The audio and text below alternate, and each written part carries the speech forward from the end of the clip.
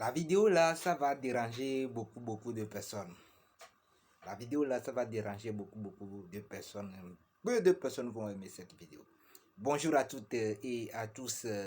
Bienvenue dans cette nouvelle improvisation et dans laquelle on va voir seulement 5 stratégies. 5 stratégies pour affronter les personnes prédominantes, agressives, nauséabondes, qui sont très manipulateurs. Donc c'est ça l'objectif de cette vidéo. Donc on va voir comment appelle-t-on. Donc comme je vous l'avais dit, la vidéo là va déranger beaucoup de personnes. Donc je ne vais pas m'attarder. Je vais aller rapidement droit au but pour que la vidéo là ne soit pas trop longue. Parce qu'il y a beaucoup d'éléments qui sont condensés dans cette vidéo. Comme vous le savez, on ne fait que donner des informations. Chacun prend ce qui est bon pour lui. Donc la première stratégie que je vais vous donner dans cette vidéo, c'est quoi? C'est que vous êtes souvent affronté à une personne qui vous attaque et voilà, tu dois réagir. Vous devez être direct, c'est-à-dire que vous êtes quelque part, bien dans une réunion, quelque part dans un groupe d'amis comme ça, et quelqu'un vous attaque directement. Comment vous devez réagir? Vous devez être direct. Si je dis que vous devez être direct, ça ne veut pas dire que vous devez être agressif aussi en même temps. Vous devez l'amener à la raison. C'est-à-dire que si vous finissez, comment appelle-t-on, là où vous êtes et il vous a agressé, après, à la fin, en même temps, lorsque vous vous séparez, vous l'appelez dans un coin, et vous le dites, voilà ce que vous avez fait vraiment, ça ne m'a pas arrangé. Vous devez être fermé. Vous devez être ferme et à la fin, vous souriez. Pourquoi vous devez sourire? Vous devez sourire, c'est très important. Non, si vous ne souriez pas, c'est comme si il vous a fait quelque chose, vous le défiez. C'est pas bon. Donc, vous devez sourire à la fin, c'est très important. Donc, si vous souriez à la fin, ça veut dire que lui-même sera mis en question. C'est-à-dire que celui a fait celui-ci, la personne m'a recadré et à la fin, il a souri. Donc, ce qui veut dire que lui-même, il ne sera plus quoi? Ce n'est plus une affaire de quoi? D'attaque directe. C'est biaisé. Donc, lui aussi ne sera plus sur son qui-vive. Donc, il va se mettre à se corriger.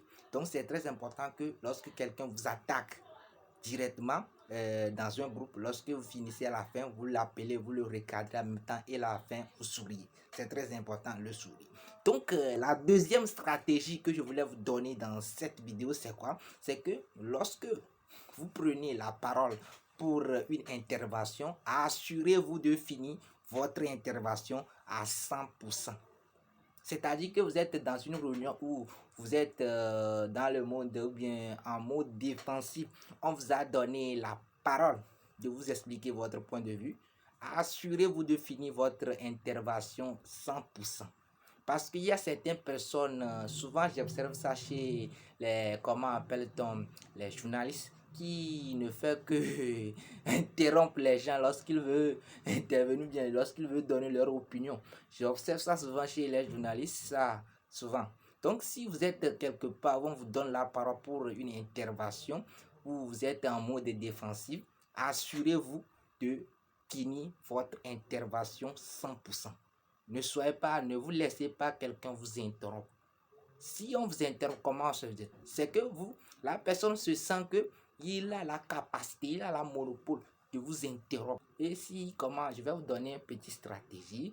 Si vous donne la parole et les personnes agressives ou dominateurs qui vous interrompent, comment vous devez réagir pour finir votre mot à 100%. Voilà, monsieur, comment appelle-t-on ce que je suis en train de dire? Non, attendez, non, monsieur Kofi, laisse-moi, je vais finir d'abord mon intervention. Et vous continuez, vous finissez, vous lui donnez la parole. C'est très important, ne vous laissez pas interrompre par quelqu'un lorsque vous êtes. C'est très important, c'est comme si vous êtes très faible. Vous devez éviter ça. Je ne vais pas m'attarder sur ce point, ce qui va nous pousser à enchaîner avec la troisième stratégie qui dit quoi? Voilà un groupe de personnes qui vous attaquent c'est-à-dire que vous êtes quelque part et ce n'est plus une personne qui vous attaque, c'est un groupe de personnes qui est en train de vous agresser. Comment vous devez réagir?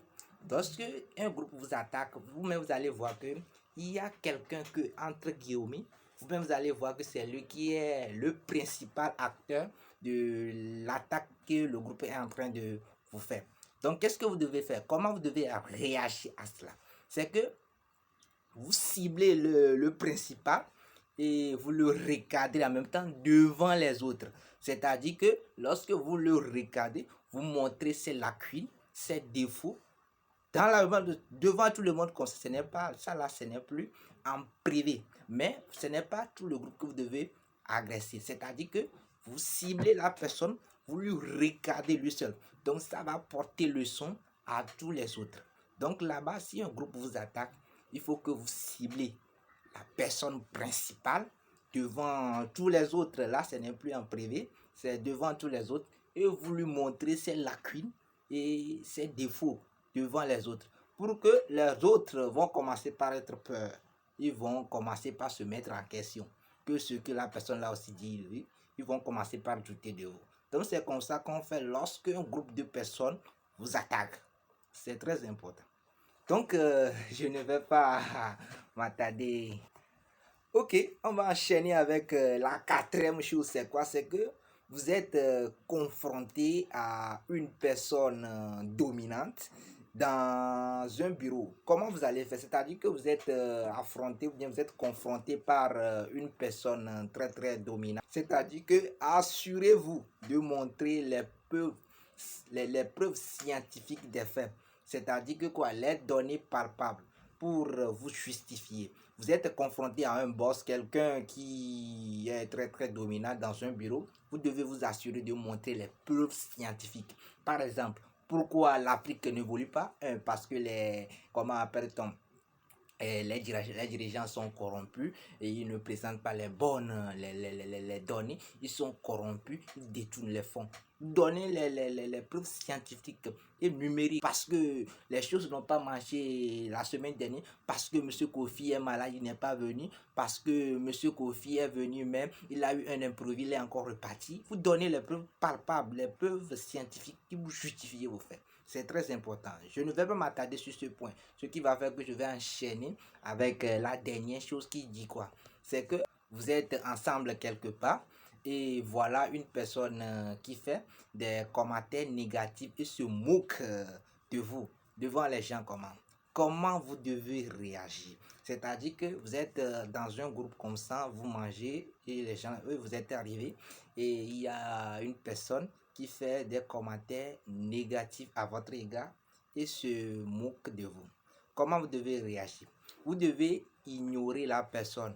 Vous riez avec les autres, sauf lui. Parlez avec les autres, riez avec les autres, sauf lui. Et s'il y a la possibilité, vous lui tournez un peu le dos, quoi. Lui, vous lui tournez un peu le dos vers votre dos, quoi. Donc, vous riez avec. Si vous voyez qu'il commence par changer, devenir avec lui comme vous étiez avec tout le monde. C'est comme ça qu'on agit lorsque quelqu'un fait les commentaires négatifs à votre égard dans un groupe. C'est comme ça on réagit. Donc, c'est très important. Je suis ainsi arrivé à la fin de cette vidéo. Si vous avez aimé la vidéo, vous me savez ce que vous devez faire.